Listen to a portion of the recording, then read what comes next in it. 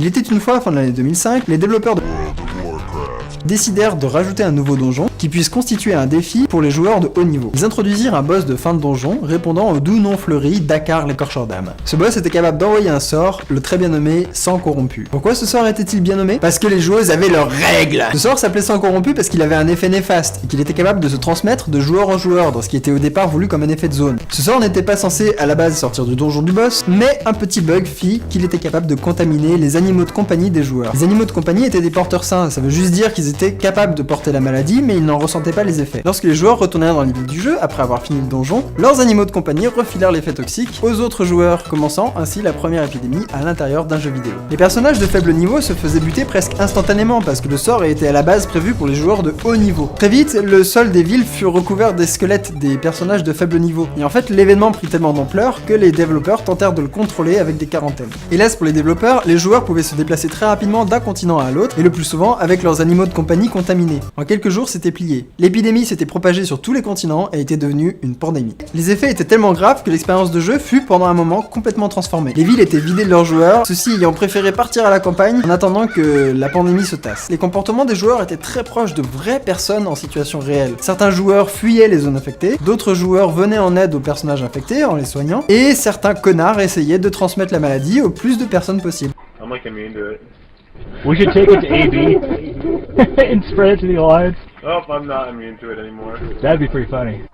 Bref, c'était la panique totale et peut-être paradoxalement une des meilleures expériences de jeu jamais proposées dans un jeu en ligne. Paniquant devant cette situation, les développeurs firent un gros reset sur les serveurs et sortirent un patch pour faire disparaître toute trace de l'épidémie. Ni vu ni connu, ils avaient balancé la poussière sous le tapis et passé le tapis au napalm. Mais quand même, l'événement fit du bruit et finit par arriver aux oreilles de plusieurs chercheurs. 2 ans après l'épidémie, en 2007, plusieurs articles scientifiques parurent dans des journaux très prestigieux pour parler de l'événement. Parce qu'il y a des journaux scientifiques très prestigieux et des journaux scientifiques qui puent la merde. En fait, le monde de la recherche, ça fonctionne comme ça. Tu travailles très fort sur un sujet pendant plusieurs mois, et à la fin tu écris un article que tu vas essayer de publier dans le meilleur journal possible. Si ton article est bien, tu peux publier dans un journal qui pète la classe comme Nature ou Science. En revanche, si ton article pue le pâté, tu pourras tout juste le publier dans Picsou Magazine ou Toboggan. Non, je rigole. Il existe des journaux spécifiques faits pour les articles de mauvaise qualité, mais c'est pas ça qui va t'aider à faire avancer ta carrière de scientifique. Bon, là, plusieurs articles parurent dans des journaux très prestigieux comme Science et The Lancet. Dans ces articles, les scientifiques remarquèrent les très nombreux points communs qu'il y avait eu entre cette épidémie virtuelle dans World of Warcraft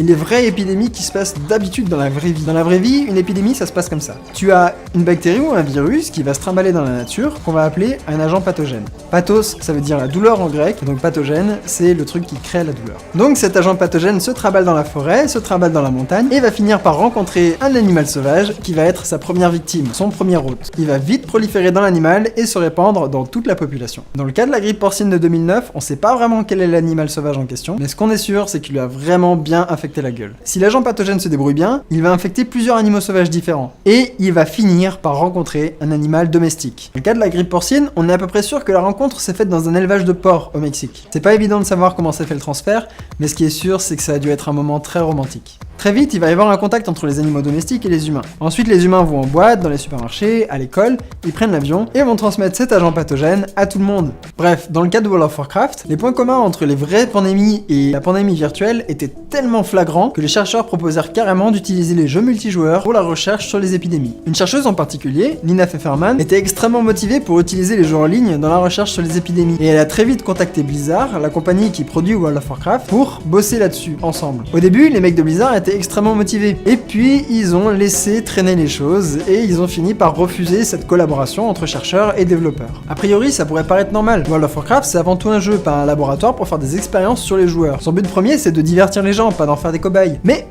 moi je vois pas le problème en fait, l'un n'empêche pas l'autre. Si on grossit rapidement les choses, le taf principal d'un scientifique, c'est de faire tout un tas d'hypothèses sur un phénomène qui est pas très bien compris, et de confronter ces hypothèses à la réalité. Pour faire ça, un scientifique a en permanence besoin de modèles, qui peuvent être des simulations informatiques par exemple. Le chercheur va par exemple créer une simulation avec de règles de départ très simples, laisser tourner le logiciel pendant un long moment, et ensuite comparer le résultat de sa simulation avec la réalité. Pour simplifier à l'extrême, si sa simulation colle très bien à la réalité, alors il a le droit de penser que les règles qu'il a mis au départ dans sa simulation sont également les règles sous-jacentes de son phénomène réel. Dans le cas des épidémies, il y a tout un tas de simulations qui sont utilisées tous les jours par des chercheurs et qui leur permettent de faire des estimations sur par exemple le nombre de morts ou les pays qui vont prendre le plus cher. Le gros problème de ces simulations informatiques, c'est qu'elles sont trop rationnelles, elles sont pas assez connes. Un programme informatique ne peut pas encore reproduire le comportement très complexe et parfois vraiment très stupide d'un être humain. Et ça limite forcément son intérêt pour faire des prédictions concernant les humains. Un exemple avec World of Warcraft. Pendant l'épidémie, ils se sont rendus compte que beaucoup de joueurs couraient vers les zones infectées, poussés par la curiosité, et qu'ils retournaient ensuite vers les zones saines pour rapporter ce qu'ils avaient vu. Ce genre de comportement est peut-être débile, mais il est réel. On l'observe par exemple chez les journalistes, qui vont parfois témoigner de l'état d'une épidémie, et y retourner ensuite faire leur rapport dans les zones saines, et parfois propager les maladies. À l'époque de l'épisode du sang corrompu, aucun modèle d'épidémie ne permettait de prendre en compte ce genre de comportement, ce qui entraînait les chercheurs à gravement sous-estimer la vitesse de propagation des maladies. En fait, on pourrait laisser les chercheurs expérimenter sur des jeux en ligne. Ça leur permettrait d'incorporer dans leur modèle des comportements auxquels ils auraient jamais pensé, et ainsi ils pourraient améliorer leur modèle. D'ailleurs, ça pourrait être très bien pour les joueurs aussi. Après l'épisode du sang corrompu, beaucoup de joueurs ont avoué que la pandémie avait été l'événement le plus fun qu'ils avaient jamais vécu dans le jeu. Donc voilà, si ça se trouve, la solution à la prochaine épidémie de zombies réels est entre les mains, les souris et les claviers des gamers. Des gamers qui trouveront la solution en jouant à des jeux de zombies. Pas mal, non ?